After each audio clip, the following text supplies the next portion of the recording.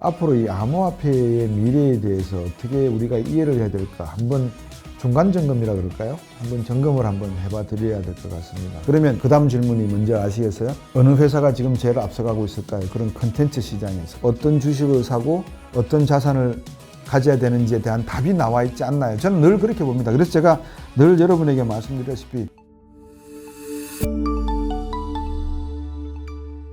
어스얼라이언스와 함께하는 곽수정의 경제단판 곽수정입니다. 요즘 많은 분들이 이 암호화폐에 대해서 관심이 많으시잖아요. 그죠? 그리고 저도 나름대로 경제에 대해서 거시적인 전망을 많이 말씀드리다가 최근에 이 암호화폐에 대한 영상을 상당히 많이 좀 올리고 있는 것 같습니다. 그 이유가 어디에 있는가부터 제가 먼저 말씀을 드리고 앞으로 이 암호화폐의 미래에 대해서 어떻게 우리가 이해를 해야 될까 한번 중간 점검이라 그럴까요? 한번 점검을 한번 해봐 드려야 될 것 같습니다. 그리고 제가 일전에 방송을 보내드리면서 암호화폐 NFT 말씀을 드리면서 다시 한번 정리를 해드리는 게 좋을 것 같아서 오늘 한번 말씀을 드리고자 합니다. 암호화폐는 화폐냐? 다시 말씀을 드립니다만 화폐는 절대 아닙니다. 왜 그러냐? 돈이라고 하는 것은 많은 사람들이 돈이구나 라고 하는 그냥 막연하게 생각하는 그런 공감대가 존재를 해야 된다고 보여집니다. 그리고 그것이 결제 가능해야 되고요. 교환 가능해야 되고 물건값을 매기는데 커피 한 잔에 4,500원, 원이라고 하는 단위가 쓰여야 되고요. 근데 크립토커런시는 그런 요건이 있느냐? 물론 비트코인도 단어도 비트 쓰면 되겠죠. 테더 쓰면 UST 쓰면 되겠죠.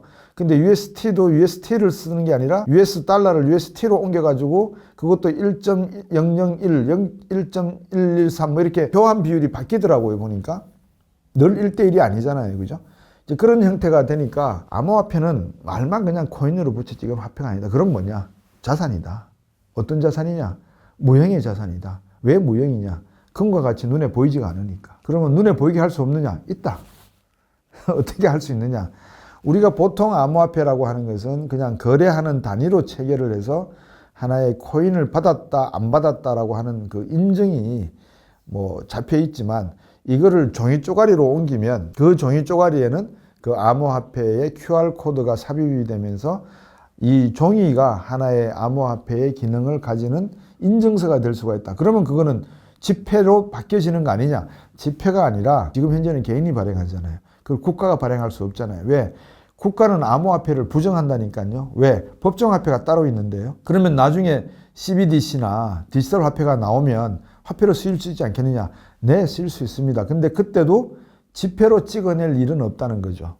그러면 왜 이게 우리가 요즘 이렇게 열광을 하느냐? 우리가 암호라고 하는 거는 뭐죠? 2차 대전에서 미국이 일본을 꺾고 승리할 수 있었던 미드웨이 해전에서의 가장 결정적인 승리 요인이 세 가지가 있다고 해요.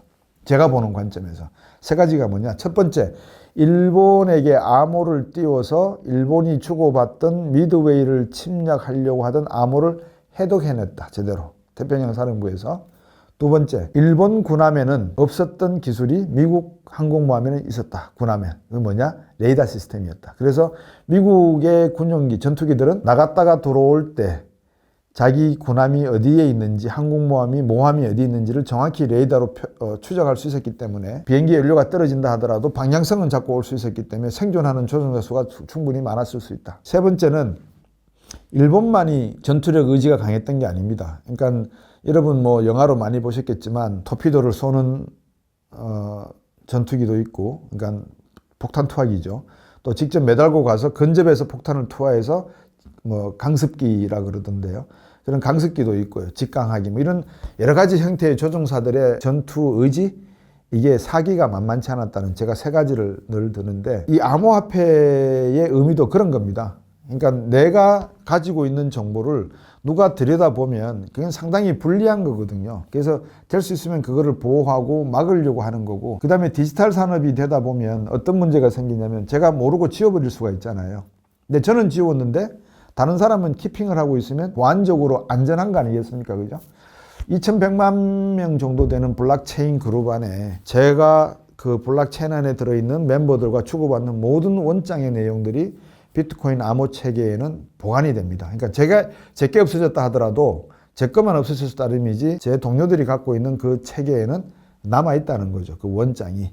그러니까 이런 의미에서 놓고 보면 암호라고 하는 것이 미래 산업의 디지털 산업으로 가는 데 있어서 쉽게 빼고 놓고 하면은 발생될 수 있는 부작용을 사전에 차단할 수 있는 안전장치, 방화벽 정도로 이해하시면 좋을 것 같아요.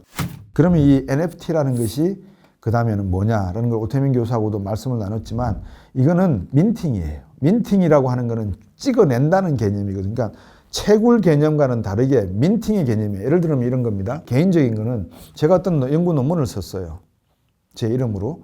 그러니까 연구소에 속한 사람이기 때문에 그 연구 논문을 연구소 이름으로 발표를 해요. 그런데 저보다 고위직에 있는 분이 그 연구 논문을 들고 정치계에 다니면서 경제계에 다니면서 강의를 하고 이 중요한 보고서니까 읽어보시오라고 이렇게 줬다고 가정을 해봐요. 그러면 그거를 받은 사람 입장에서는 그거를 건네준 고위직이 줬기 때문에 고위직이 쓴 논문이라고 생각을 할까요? 아니면 거기에 첫 페이지를 딱 넘기면 필자 누구누구, 참여진 누구누구, 감수 누구누구, 감수의 이름 올린 그 사람이 쓴 글이라 보고서라고 생각을 할까요? 그렇죠. 그건 제가 쓴 거예요. 그러니까 저의 지적 재산권인데 이것이 연구소에서 제가 저를 고용하고 있다고 해서 연구소에서 저하고 지적 재산권의 이용에 대한 사인, 계약서 없이 저의 직장 상사 그걸 들고 다니면서 정치, 경제, 모든 사회적 분야에 강연도 하고 자기 거인 것처럼 이렇게 뿌리고 다녔다고 하면 그건 지적 재산권의 오용이고 남용이고 징벌을 받아야 되잖아요. 그죠? NFT가 그런 개념입니다. 앞으로의 디지털 사회에서 파생되는 제품들, 상품들, 서비스, 재산들이 쏟아지기 시작해요. 근데 그 중에서 제일 중요한 게 뭐냐면 제품이 중요한 게 아니라 재산이 중요해요. 왜? 아이디어 세상이잖아요. 디지털 세상은요, 아이디어 세상입니다. 그러니까 시대가 변하면서, 기술이 변하면서 시대가 변하는데 그 기술이라고 하는 게 얼마나 중요한 기술일까요? 생각해 보세요. 가치가 크잖아요. 두 번째, 기업 예를 들어 드릴게요.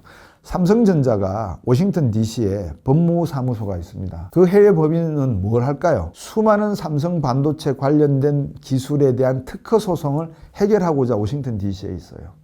그러니까 삼성이 반도체를 설계를 하잖아요. 그러면 다른 많은 회사들도 설계하는 부분이 있겠죠. 근데 자기들이 개발했다고 생각되는 그 설계 도면과 삼성전자가 우연하게 반도체 설계를 하면서 설계한 부분과 겹치는 부분이 우연하게 발생. 그걸 누가 공개하겠습니까? 공개 절대 안 해요. 근데 A라는 기업과 삼성전자가 나중에 보니까 A라는 기업이 삼성전자 반도체 설계 어떻게 했지? 들여다보니까 자기들하고 그 도면이 거의 같다 이 말이에요. 그러면 어떤 일이 벌어질 것 같아요? 그렇죠. A가 삼성전자를 고소합니다. 특허 침해로. 그러니까 기술이라고 하는 건, 인간이라고 하는 건 살아가는 방식과 모양 형태가 거의 비슷해요. 지역이 다르고 인종이 다르고 말이 다르다고 하지만 사람이 생각하는 것과 이런 것이 비슷하다 보니까 이런 지적 재산권이 각기 다른 장소에서 공통으로 발현될 가능성이 확률이 있단 말이죠. 이거를 어떻게 보호할 것인가의 문제가 앞으로 디지털 산업에서는 지금까지 아날로그 시대와는 다른 형태가 나온다 이 말씀이에요. 여러분들 영화 제목이 제가 갑자기 생각이 안 나요. 조지 클루니가 주연으로 나오는 영화예요. 그 영화를 보시면 2차 세계대전 때 독일군이 프랑스나 이탈리아 이런 데서 미술품, 조각품들을 갖다가 한 군데 끌고 모아놨어요. 그러니까 강탈을 하는 거죠. 때로는 뭐 불태워버리기도 하는 그런 장면도 나오는데 그 조지 클루니를 중심으로 한 연합군 팀들이 그 예술작품을 되찾는 그런 과정을 엮은 영화예요. 그러니까 거기에는 빈센트 반 고흐 작품도 있고 피카소 작품도 있고 수많은 작품들이 예술 작품들이 들어있더라고요 보니까.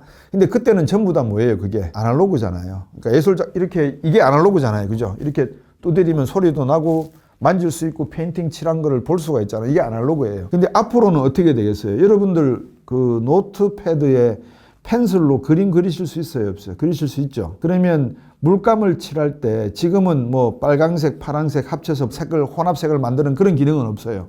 근데 앞으로 미래에 수많은 형태의 그림을 그릴 수 있는 색감, 물감들이 만들어질 수 있잖아요, 디지털로. 노트패드에 그림을 내가 펜으로 그린 다음에 색깔을 다 입힐 수 있단 말이에요. 그럼 이거하고는 그거하고는 다른 점이 디지털과 아날로그밖에 없잖아요. 가치를 떠나서 아날로그는 만질 수 있고 볼 수 있고 그리고 직접 색감과 그림의 질의 형태를 볼 수가 있어요. 근데 디지털은 평면이잖아요. 울퉁불퉁함 이런 굴곡진 게 없잖아요. 그거는 그냥 플랫하잖아요. 그죠?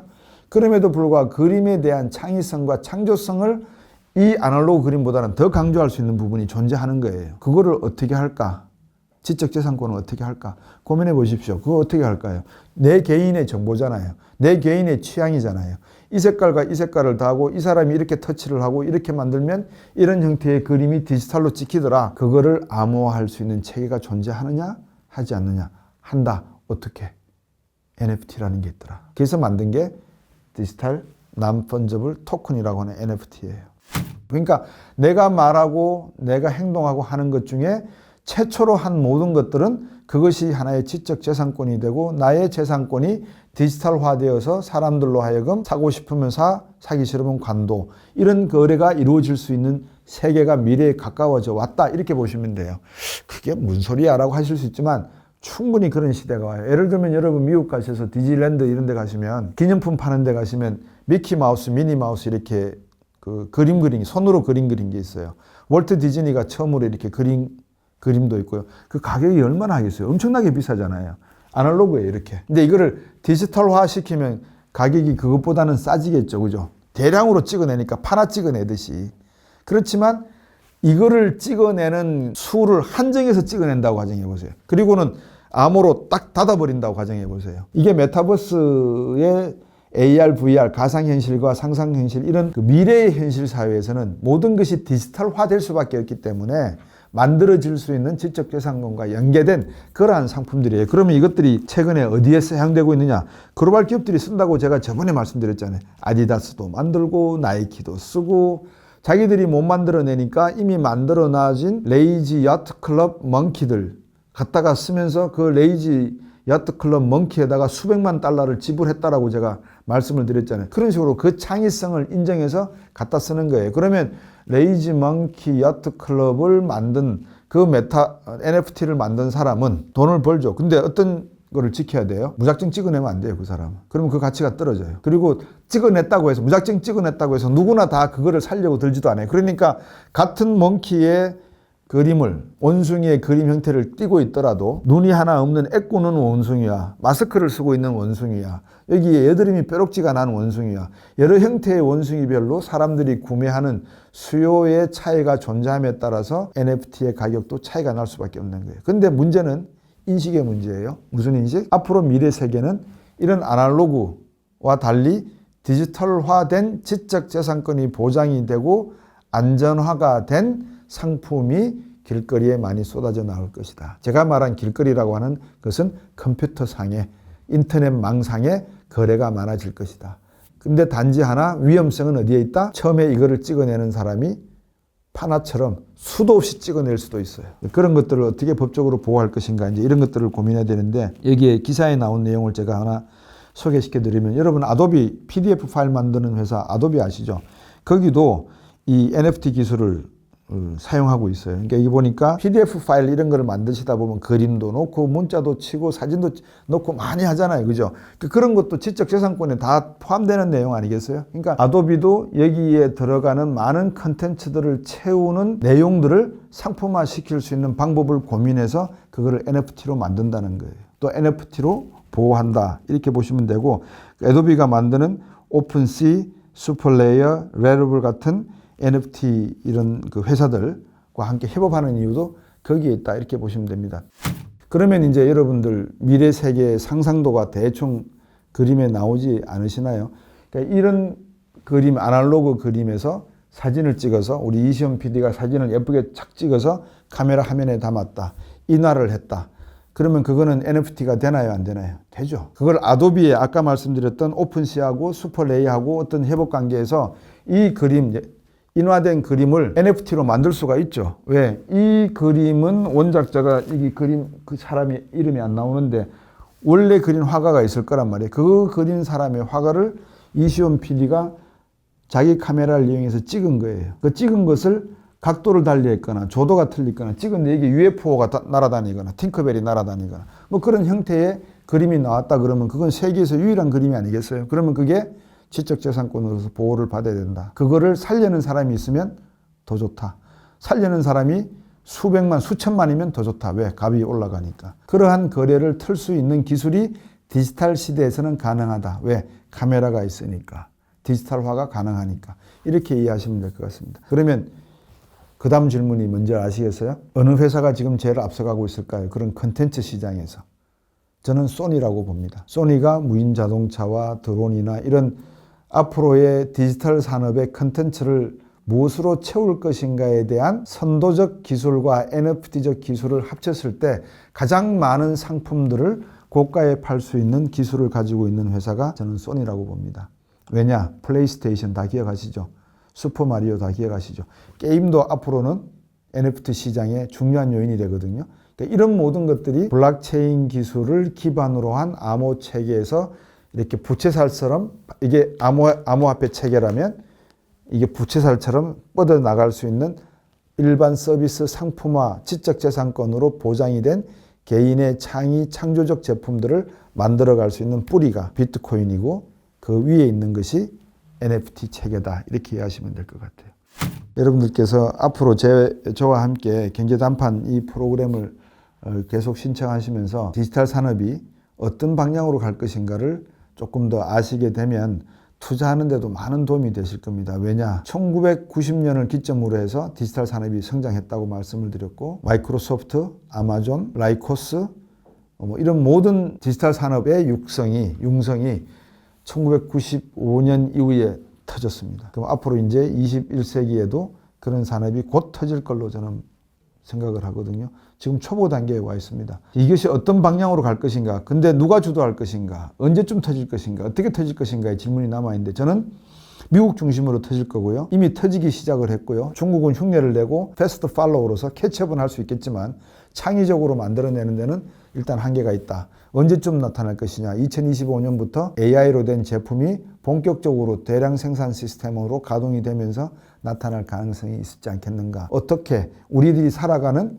일상생활 속에 하나의 그 문명의 이기죠. 디바이스로 나타날 것이다. 뭐 로봇 청소기, 그 다음에 식당에 가시면 벌써부터 로봇이 돌아다니잖아요. 이제 그런 형태로 본격화되면서 나타나기 시작하는, 퍼져나가는 화살이 나타나는 게 2025년부터일 것이다. 그러면 여러분 앞으로 어떤 주식을 사고 어떤 자산을 가져야 되는지에 대한 답이 나와 있지 않나요? 저는 늘 그렇게 봅니다. 그래서 제가 늘 여러분에게 말씀드렸다시피 한국 주식은 안 산다. 그러니까 여러분들이 이 두 가지를 어떻게 활용이 되고 접목이 되는지 융복합화가 될지를 이해하지 못하시면 미래에는 여러분들이 아무것도 하실 수가 없는 겁니다. 그래서 제가 자꾸 여러분에게 좋든 싫든 화폐라는 개념이 아니고 자산의 개념으로서 비트코인과 NFT의 개념을 제대로 이해하시면 우리가 살아가야 될 신디지털 21세기 이후의 후기 문명 사회는 우리가 지금껏 맞이한 문명과는 전혀 딴판의 문명을 맞이할 수밖에 없다는 말씀을 드리는 겁니다. 그것은 철저한 보안과 검증이 된 내용만 거래가 됩니다. 그렇지 않고서는 충돌하고 그렇잖아요. 그죠? 내게 내가 어디로 날아가는지 방향이 해킹되면 다른 해커들이 나를 죽이고 싶다 그러면 어떻게 하겠어요? 드론 날아가는 방향에다 다른 드론 띄어가 부딪혀버리면 사고 나서 죽는 거죠. 뭐. 그래서 그런 형태의 내용들이 엄청난 보안성을 유지하기 때문에 크립토커런시가 중요하다는 의미고요. 그 다음에 이게 양자 컴퓨팅 시대가 되면 이 비트코인의 가치는 어떻게 변할지를 모른다. 그래서 제가 가끔 그렇게 되면 제 현재 판단으로는 이 비트코인은 하위 단위의 암호 체계로 전락하거나 아니면 종이 조각으로 바뀔 수도 있다. 그 말씀을 제가 드리는 겁니다.